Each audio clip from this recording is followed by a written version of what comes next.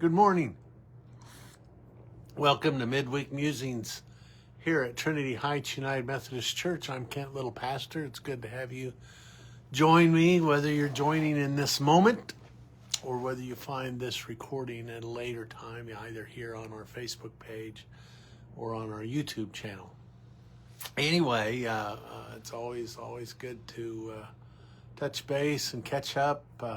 This is kind of no, I guess it's been kind of a normal week, but it is a little quieter at the church, a little quieter in town. I think this is spring break, and so as a result, it kind of alters our schedule here at the church on this Wednesday. We don't have our WOW meal or our children's programming for Wednesday night. The bells don't practice today. However, since the ones that have been attending my book study in class, none of them still have kids in school, so we are going to go ahead and meet at 4:30. So we do have that going on, and then I believe choir practice will still meet this evening as well, chancel choir. So anyway, a little different schedule today due to spring break. I hope for those of you who have spring break plans, I hope you are enjoying those with your family, with your kids. Hope whether you decide to get out of town or whether you are doing something here. Anyway, hope you're having a good spring break. So other things still going on. We still have Coffee with Kent tomorrow morning at 1887 Cafe on the Bethel College campus from 9:30 to 10:30-ish.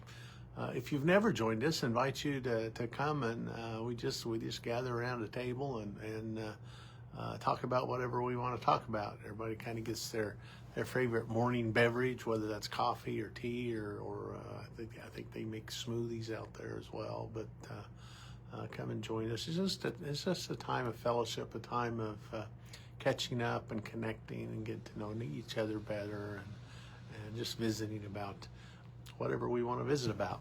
So, and like I said, usually runs about an hour. Depending on the topic, sometimes we'll go clear to 11 o'clock, but that doesn't happen very often. But every once in a while it does. So anyway, I invite you to come join us for that if you wish. And then this Sunday, of course, we're working our way through Lent, getting closer to Easter Sunday, but as we proceed, I will mention that we are getting kind of close. A week from this Sunday will be Palm Sunday, and then of course Holy Week after that. I've made just a little change to the schedule for Holy Week.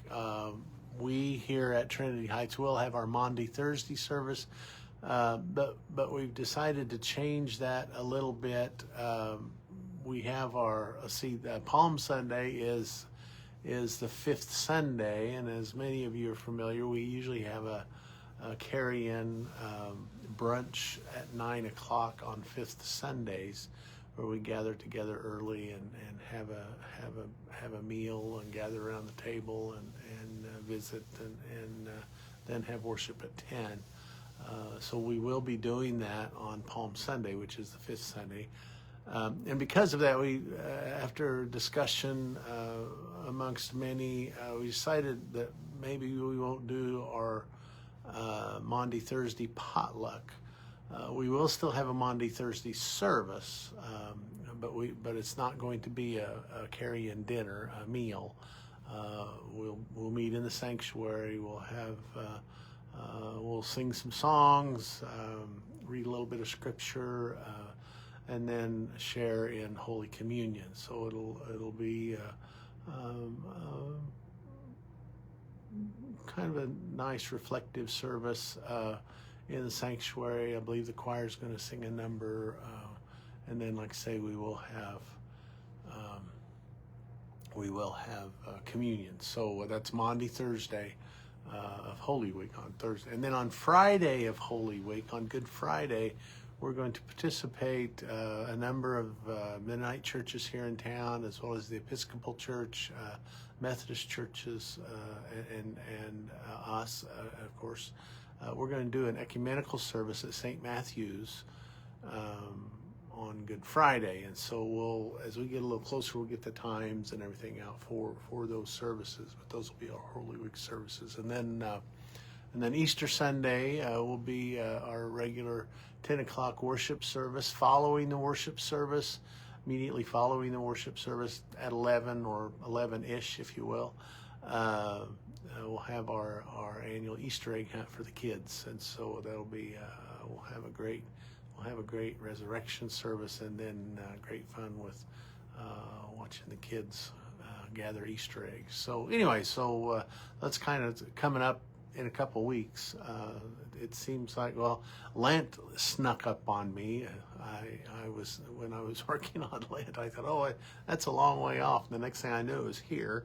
And Easter's kind of doing the same way. We got started with Ash Wednesday, and I thought, well, Lent, and then Lent's going pretty fast too. So anyway, but we've had a good Lent season so far, and so hopefully we will continue to do that. This coming Sunday, the scripture passage is a familiar story for us. It's the story of Lazarus, Jesus raising Lazarus from the dead.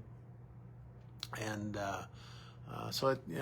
as you know, I always try to think about it in different terms. Of course, the story and the miracle of raising Lazarus from the dead, and what meaning we can find in that for our own journey of faith. Kind of what, as I read that scripture passage over and over in preparation for this Sunday, kind of what jumped out at me was at the very end of the story, after Jesus calls Lazarus out, he's bound up in grave cloths, and he comes out of the tomb, and Jesus says, "Unbind him and let him go." And those words just kind of resonated with me. Thinking about all that's going on in our world, and the struggles that we face in terms of addressing injustice and that kind of thing. Sometimes, for me personally, sometimes it feels like I just want to hide, like go in my own tomb and hide, and maybe it'll all be better when I come out.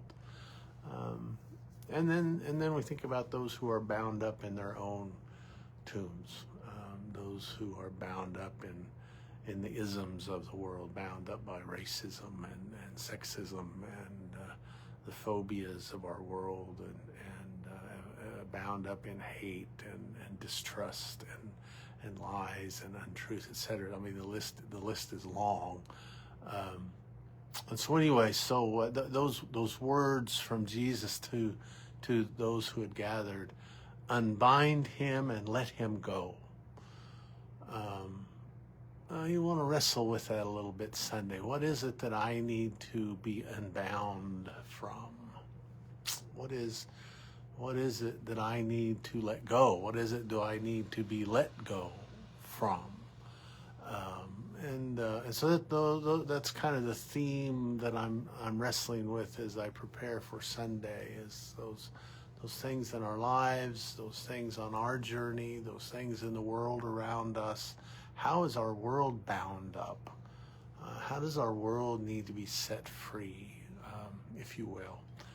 And then how do we, as a church, need to be unbound? How do we need to be set free? How do I, as an individual, need to be unbound and set free, etc.?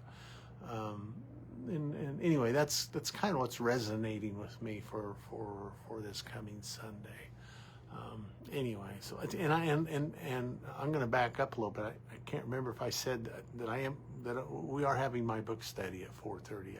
I think I said that, but if I didn't, Sometimes I get on a roll and I leave something out. So we are having my book study today. The only thing we're not doing today that we usually do is the WOW meal and the WOW children's programming and the bell choir. So we are doing my book study at 4:30. So if you'd like to join us for that, and invite you to be a part of that. But anyway, so Sunday is we're going to wrestle with how are we bound up? How am I bound up and needing to be released, if you will? What are those things I need to let go of? So anyway, so that's kind of the focus of what I want to do Sunday. We just went through. Wow, wasn't that wind crazy and the cold? Oh my! But then it's. I think Mother Nature has lost her way. So yesterday was actually pretty nice, 50-some degrees. Today is supposed to be in the, I think, mid to upper 70s. And then I saw on the weather, I was looking at the weather last night, and Saturday is supposed to be like in the 90s. It's crazy.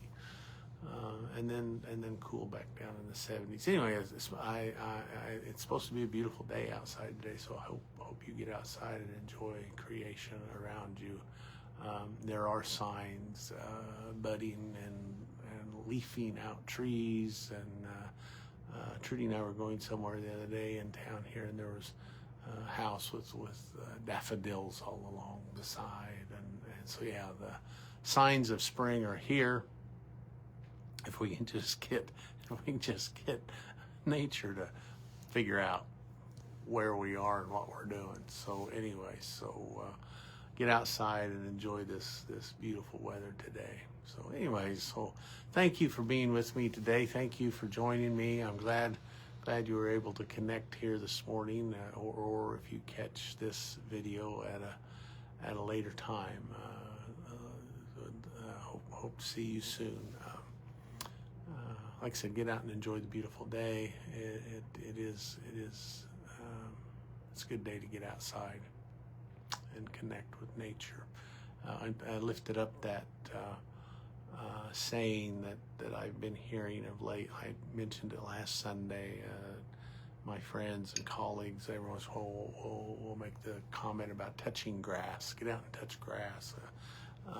And it's quite, and actually it's kind of quite literally, they want, it's an invitation to, and an encouragement to put down the phone screen, to shut the computer off, et cetera, and get outside and reconnect with nature. And then Trudy was telling me that it's also about grounding, about maybe taking your shoes off and getting out and touching grass, grounding, because of the electrical currents in our creation and in our bodies. That not only does it help us reconnect just in general with nature, but there are studies that say that it's a reconnection with nature and with creation.